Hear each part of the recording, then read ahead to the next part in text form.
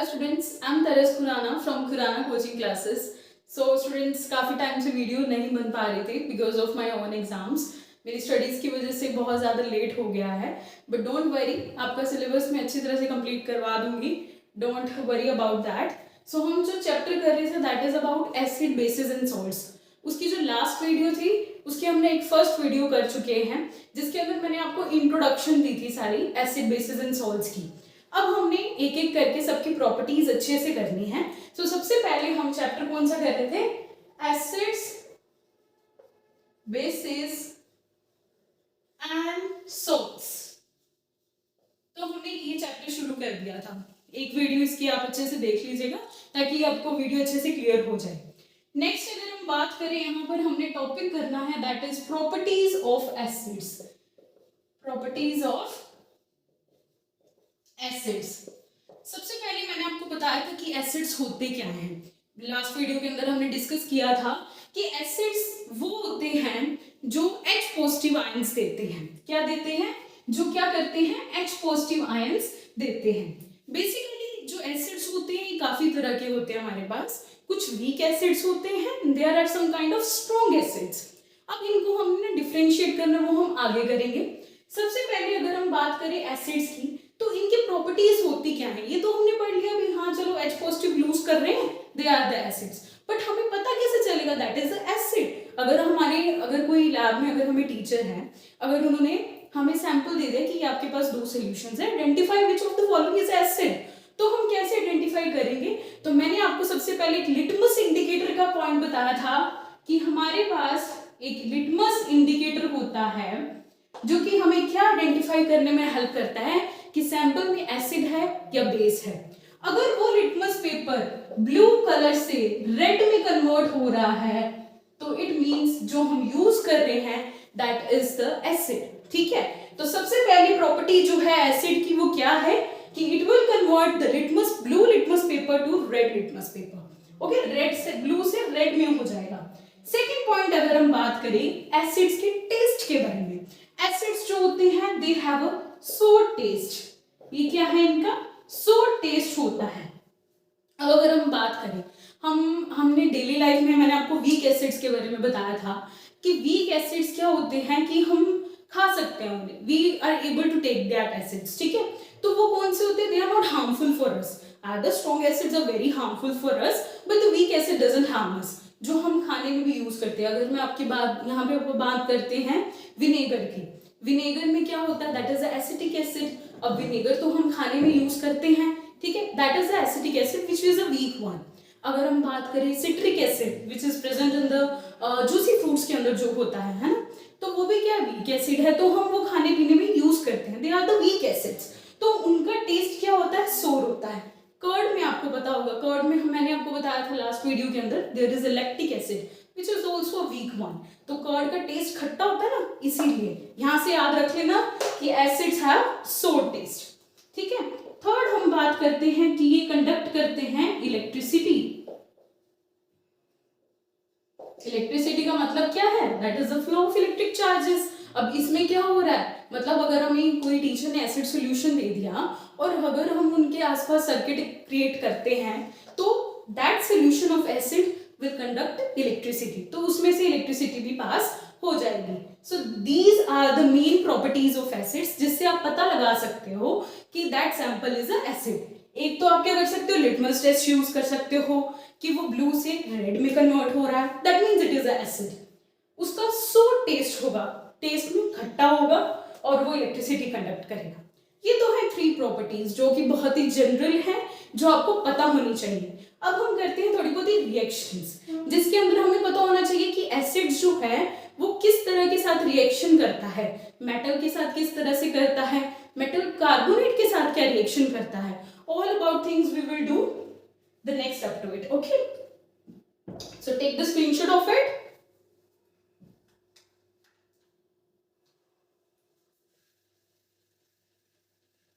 Hope आपने अच्छे से प्रीवियस वीडियोस सारे वीडियो लेक्चर्स को रिवाइज किया होगा. अगर आप वो लास्ट वीडियो नहीं देखी है तो प्लीज जाइए वो देखिए क्योंकि ये लेक्चर उस पर बेस्ड है. वो क्लियर होगा तो यही आपको अच्छे से समझ आएगा. ओके, सो नेक्स्ट हमारे पास फोर्थ पॉइंट, अगर मैं चलूँ पॉइंट्स नोट करते रहिएगा ताकि आपको इजी हो जाए। तो फोर्थ पॉइंट में हमने क्या पढ़ना है कि जब मेटल, क्या बोला मैंने, जब मेटल एसिड के साथ रिएक्ट करता है तब वो एक सोल्ट तो पक्का बनाता है। क्या बनाता है? सोल्ट। प्लस वो रिलीज करता है H2 gas. Focus on H2 gas, ठीक है। अब देखो यहां से कुछ डिफिकल्ट नहीं है, रिएक्शंस डिफिकल्ट नहीं होती हैं, बस एक हमने कंसेप्ट को फॉलो करना होता है, we are able to do the reactions. अब आपको ये चीज, ये रिएक्शन को देख के इतना तो पता लग गया भाई इसमें H2 रिलीज होगी, ठीक है, गैस रिलीज होगी। अब मान लो सपोज मैंने ना मेटल ले लिया जिंक, मैंने मेटल कौन सा लिया? जिंक। मैंने साथ में एसिड ले लिया H2SO4, H2SO4, ठीक है। H2SO4 is a strong acid, that is a sulphuric acid. अब मैंने इसके साथ रिएक्शन करवाई तो मुझे ये, मैंने आपको बताया कि H2 गैस रिलीज करेगा, क्या करेगा? जिंक SO4 के साथ रिएक्ट करेगा, that will form ZnSO4 plus it will release H2 gas. अब यहाँ पर फोकस इस पे करिएगा क्योंकि जब भी एसिड मेटल के साथ रिएक्ट करता है ना, it always release H2 gas. अब आपने ये एक एक्सपेरिमेंट भी है आपकी बुक के अंदर, अब आपको पता कैसे चलेगा भाई H2 गैस रिलीज होगी? भाई गैस है वो तो एयर में जाएगी, हमें कैसे पता चलेगा? तो इसका एक आइडेंटिफिकेशन है गैस के लिए, that is it always give a pop sound. क्या देती है ये? Pop sound. तो अगर हमें पॉप साउंड आए, जैसे वो क्रैकर्स में से वो होते हैं ना पॉप साउंड आती है, वैसे ही ये पॉप साउंड रिलीज करता है जिससे हमें पता चल जाता है that H2 gas get released. Okay, so this is about the fourth point कि मेटल जब एसिड के साथ रिएक्ट करेगा it will always form salt plus hydrogen gas release करेगा। अगर हम स्टूडेंट्स नेक्स्ट प्रॉपर्टी की बात करें, fifth property, that is metal जब मेटल कार्बोनेट जब एसिड के साथ रिएक्ट करेगा तब क्या होगा, ठीक है। So suppose there is a metal carbonate,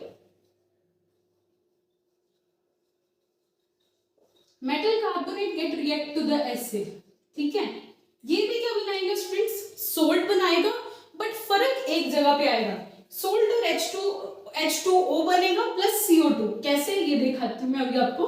यहां पर हमारे पास क्या बनेगा? एक सोल्ट प्लस एक CO2, एक CO2 बनेगा, पॉप साउंड लिख लीजिएगा, मैं यहां लिख देती हूं, यहां पे CO2 प्लस यहां वाटर। तो यहां पर क्या मैंने लिखा, ध्यान से देखिएगा कि जब मेटल जो है, मेटल कार्बोनेट जब एसिड के साथ रिएक्ट कर रहा है तब हमें salt, carbon dioxide and water, focus यहां करना है अब हमें, ठीक है। उधर हमने H2 गैस पे किया था, इधर हमने CO2 पे करना है। अब क्या है, मेटल कार्बोनेट में ले लेती हूँ, सोडियम हाइड्रोजन कार्बोनेट ले सकती हो या sodium carbonate, Na2CO3।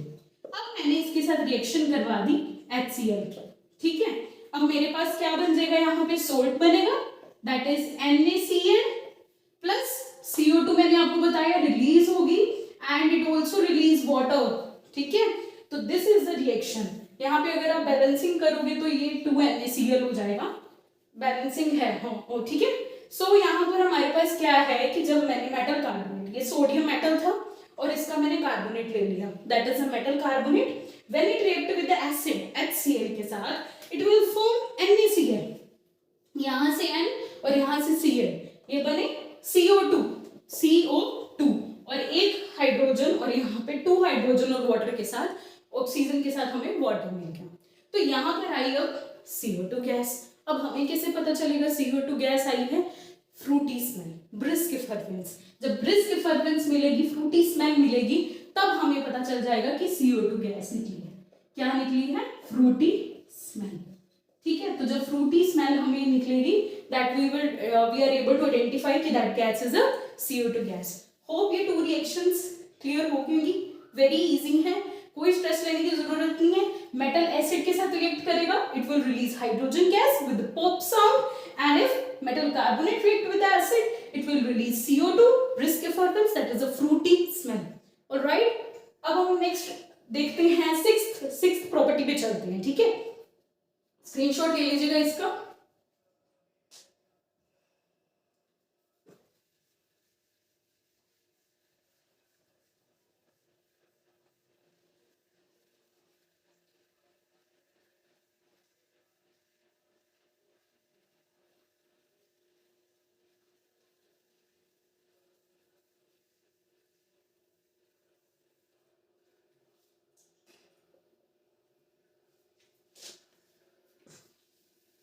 So now फिर लोग, अच्छा सिक्स प्रॉपर्टी से पहले एक मैंने आपको एक चीज बतानी थी इंपॉर्टेंट। अगर हम स्टूडेंट्स कैल्शियम कार्बोनेट लेते हैं, कैल्शियम कार्बोनेट नहीं, कैल्शियम हाइड्रोक्साइड, कैल्शियम हाइड्रोक्साइड, अगर हम स्टूडेंट्स कैल्शियम हाइड्रोक्साइड लेते हैं, ठीक है, ये हमारा कैल्शियम हाइड्रोक्साइड था, ठीक है, ये जो कैल्शियम हाइड्रोक्साइड होता है that is basically lime water, ये क्या है हमारे पास, लाइम वाटर है।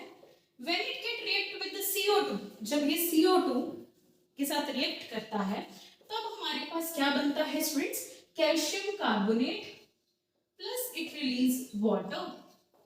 सो ये हमारे पास एक मेन रिएक्शन है जो कि बहुत बड़ी एग्जाम्स में पूछ ली जाती है। लाइम वाटर जो है यहाँ पर व्हाइट पीपीटी आपको बताती हूँ अभी ये व्हाइट पीपीटी क्यों बनी यहाँ पर, और this is a white PPT, ठीक है, लाइम वाटर जो है वो व्हाइट पीपीटी बना रहा है, ठीक है। और यहाँ पर मेन पॉइंट जो मैंने लिखना है दैट इज, ध्यान से सुनिएगा, lime water turns milky.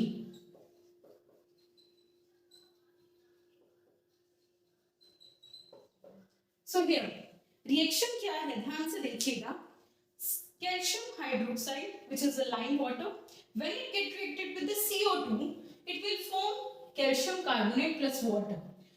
Focus हमने कहाँ करना है, लाइम वाटर ना किस में चेंज हो गया, मिल्की चेंज हो गया। इसके लिए एक छोटा सा एक्सपेरिमेंट है, आपने टेस्ट ट्यूब के अंदर इसको कैल्शियम हाइड्रोक्साइड लेना, आपने एक स्ट्रॉ लेनी है, उसके आपने अंदर ब्लो करा, ठीक है, उससे ब्लो करने से आपके CO2 बाहर निकलेगी और वो CO2 क्या करेगी, आपके जो रेस्पिरेशन के थ्रू जो CO2 रिलीज हुई है वो CO2 क्या करेगी, ये जो लाइम वाटर है उसको मिल्की कन्वर्ट कर देगी। जो लाइम वाटर बिल्कुल कलरलेस था ये यहाँ पे कलरलेस है, ठीक है, अभी इसमें कोई कलर में चेंज नहीं आया, बट जैसे ही CO2 पास हुई तो वो मिल्की में चेंज हो गया, ठीक है, that is a lime water turns milky. यहाँ पर CO2 गैस का मेन रोल आया है, ठीक है। तो ये जो रिएक्शन है that is the important one, कि हमेशा जब भी हमारे पास अगर कलरलेस से हमारे पास लाइम वाटर मिल्की कन्वर्ट हो रहा है तो किस गैस की वजह से होता है, that is due to the carbon dioxide gas, ठीक है, इसीलिए व्हाइट पीपीटी बना देता है। अगर हम थोड़ी अमाउंट ऑफ CO2 देंगे, अगर हम काफी टाइम तक ब्लो करते रहेंगे, सपोज आप स्ट्रो में CO2 रिलीज करते जा रहे हो, एक टाइम ऐसा भी आएगा कि जो मिल्की है वो कलरलेस हो जाएगा, ठीक है ना, कि ये नहीं होगा कि वो मिल्की बढ़ता जाएगा, व्हाइट मिल्क बनता जाएगा, नो, एक टाइम के बाद उसका रिएक्ट होना वो बंद कर देगा और वो कलरलेस में दोबारा चेंज हो जाएगा, ठीक है, वो क्या हो जाएगा, मिल्की में ज्यादा देर तक नहीं रहेगा, ठीक है। So that's the main reaction जो मुझे लगा कि इंपॉर्टेंट है, तो वो ऑफ कोर्स इसको अच्छे से कर लीजिएगा, ठीक है। नेक्स्ट हम कौन सी प्रॉपर्टी पे थे, सिक्स्थ प्रॉपर्टी पे I guess, okay.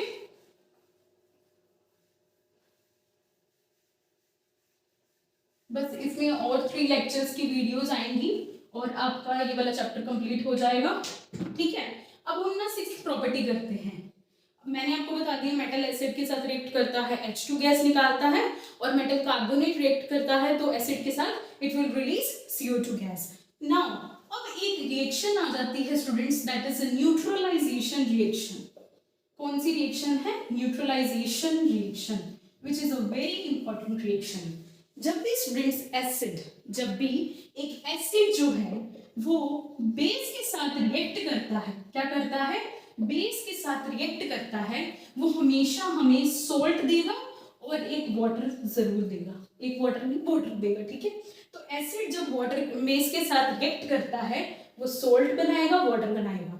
Neutralisation reaction 1 और 2 मार्क्स में पूछ ली जाती है विद द डेफिनेशन कि when acid and base are both reacted together then it will form salt and water, so that is called the neutralization reaction, okay। so basically आपने अकेले definition मत लिख के आ जाना, इक्वेशन भी देनी है which is very easy, वो तो आप कर ही लोगे, इतने तो हो ही गए अब, ठीक है। एसिड क्या है हमारे पास, कोई भी आप एसिड ले सकते हो, जैसे कि अगर हम ले लें यहाँ पर HCl ले लें, ठीक है, बेस मैंने ले लिया NaOH, ठीक है, बेस है एसिड है, मिलके क्या बनाएंगे, ये Cl और ये Na, तो मिलके क्या बना दिया इन्होंने NaCl, प्लस क्या रिलीज करेगा, वाटर रिलीज करेगा, हो गई रिएक्शन, 2 मार्क्स आ गए, ठीक है। तो यहाँ पर HCl NaOH, ये तो दोनों स्ट्रॉन्ग ही हैं, है ना। HCl भी स्ट्रॉन्ग है, बेस भी स्ट्रॉन्ग है, और NaCl और वाटर मिल जाएगा, वीक हल्का बहुत थोड़ा बहुत काउंट किया जाता है, ठीक है।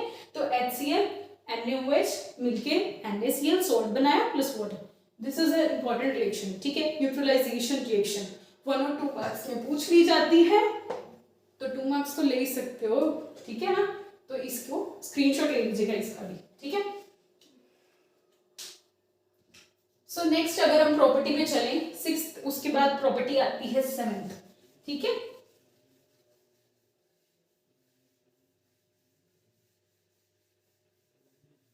नेक्स्ट हमारे पास जो 7th प्रॉपर्टी है, अगर हम बात करें, दैट इज कि जो हमारे पास मेटल ऑक्साइड्स होते हैं, क्या होते हैं, मेटल ऑक्साइड्स। ये मेटल ऑक्साइड्स थी, किसके साथ रिएक्ट करी, एसिड के साथ रिएक्ट करी, क्या बनाया इन्होंने साथ में हमारे पास, दैट इज बनेगा एक मेटल ऑक्साइड एंड एसिड, ये बन जाएगा हमारे पास कैल्शियम क्लोराइड सॉल्ट बनेगा, प्लस हमारे पास water, same as that of the neutralization reaction but reactants are different, okay. So metal oxide and acid is here. अगर मैंने Ca कैल्शियम ऑक्साइड ले लिया, calcium is a metal and oxygen, ठीक है, oxide ले ली, ये किसके साथ रिएक्ट करा, एसिड के साथ, ठीक है। सपोज मैंने HCl ले लिया इससे, अब क्या होगा, CaCl2 प्लस वाटर।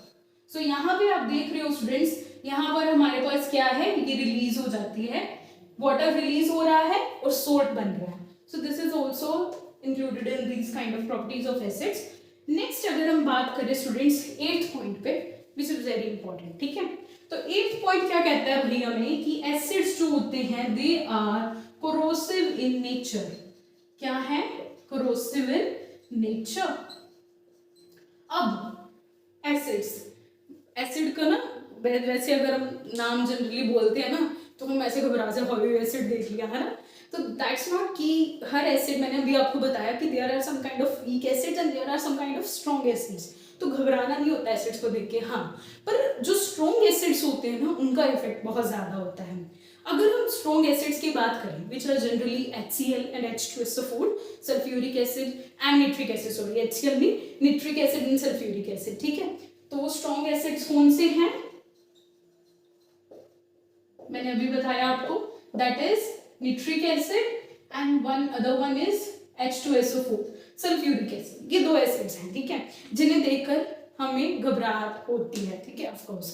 तो ये क्या है कि बेसिकली इनका हम क्यों डरते हैं एसिड से, ये जो स्ट्रॉन्ग एसिड्स होते हैं ना स्टूडेंट्स, इनकी क्या होते हैं कि अगर ये हमारी स्किन पे गिर जाए ना तो हमारी स्किन बर्न होने लग जाती है ना, तो स्किन में बर्निंग इफेक्ट आ जाता है। अगर ये क्लोथ्स पे गिर जाए तो उनमें होल्स हो जाते हैं, तो हम कह सकते हैं कि एसिड्स का कोरोसिव नेचर होता है, बहुत ही ब्लैक स्पॉट्स आने शुरू हो जाते हैं, स्किन तो बहुत ज्यादा बर्न स्किन हो जाती है ना, बर्निंग सेंसेशंस होती हैं।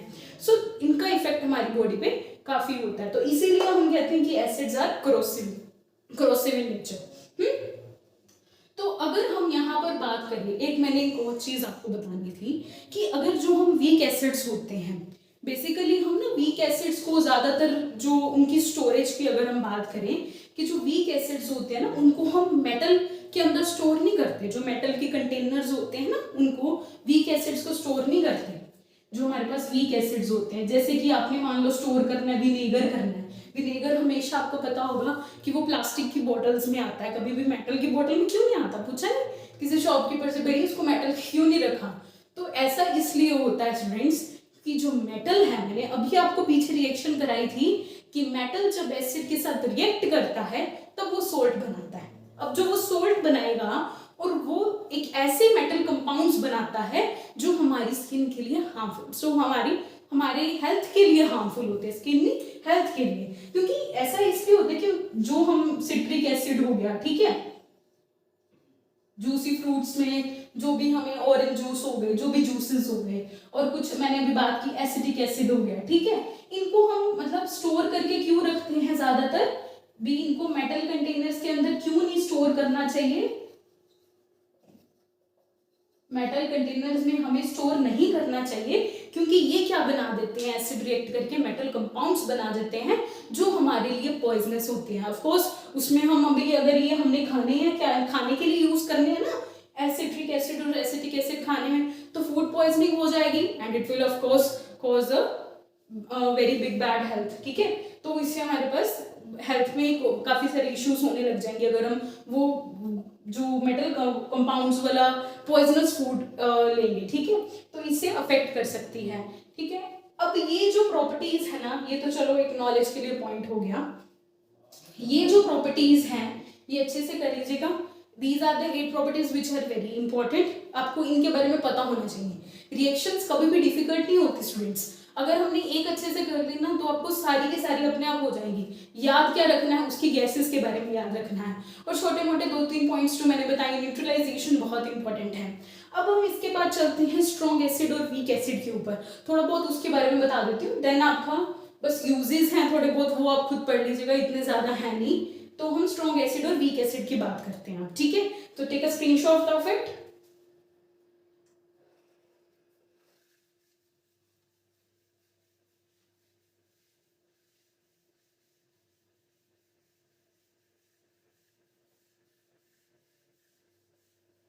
सो नेक्स्ट हम चलते हैं strong acid and strong base के ऊपर। ठीक है, तो ये 8 प्रॉपर्टीज को अच्छे से रीड आउट कर लीजिएगा। ठीक है, अब हम करते हैं that is strong acid and strong base. ठीक है, तो ये हमारे पास क्या है, strong acid and strong base. ठीक है, स्ट्रॉन्ग बेस नहीं, सॉरी, वीक एसिड।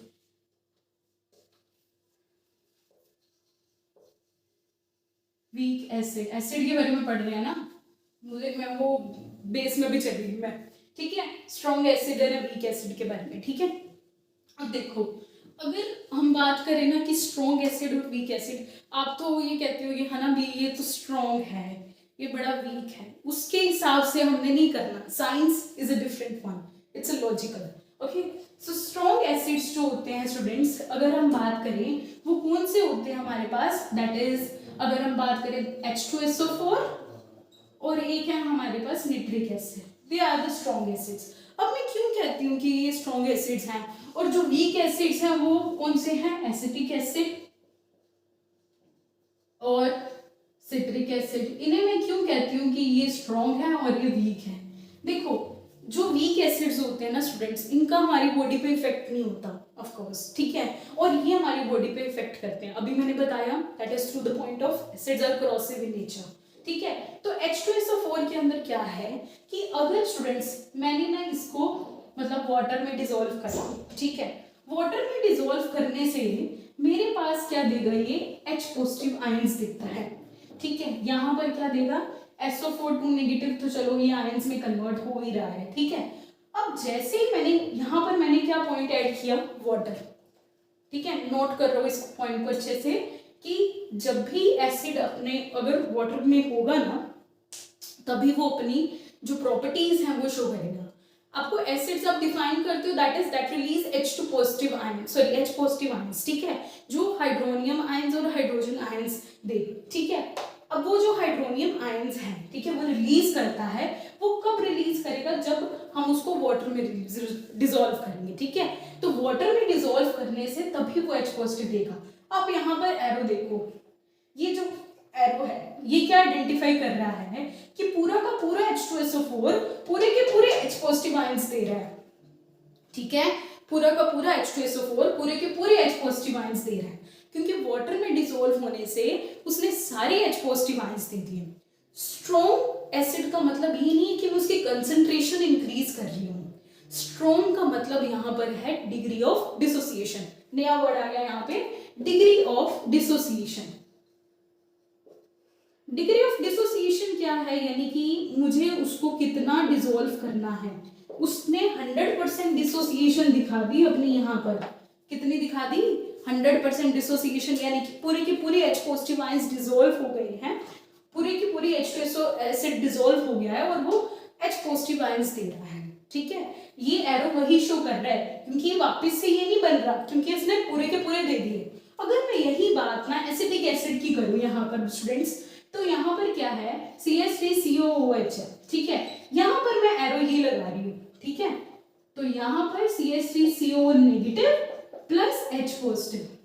अब ये H पॉजिटिव ही है, बेस नहीं है, ठीक है, वीक एसिड है ना, क्योंकि ये भी H पॉजिटिव। पर ये जो H पॉजिटिव आयंस दे रहा है ये उतने नहीं देता है जितने स्ट्रॉन्ग एसिड्स दे रहे हैं, ठीक है। तो ये यहाँ पर मैंने एरो, ये जो एरो साइन है ना, ये यही शो कर रहा है कि ये पूरा अभी तक डिसॉल्व नहीं हुआ है, ठीक है। अभी ये डिसॉल्व पूरे के पूरे H पॉजिटिव आयंस नहीं दिए हैं डिसॉल्व होने के बाद भी, तो इसकी डिग्री ऑफ डिसोसिएशन जो है वो कम है, अभी यहाँ पर 100% है। तो that's why they are the strong acids और they are the weak acids. So this is about the strong acid and weak acid. So I hope you all like my lecture. If you like it, just like, comment and subscribe my channel. Thanks for watching my videos, friends.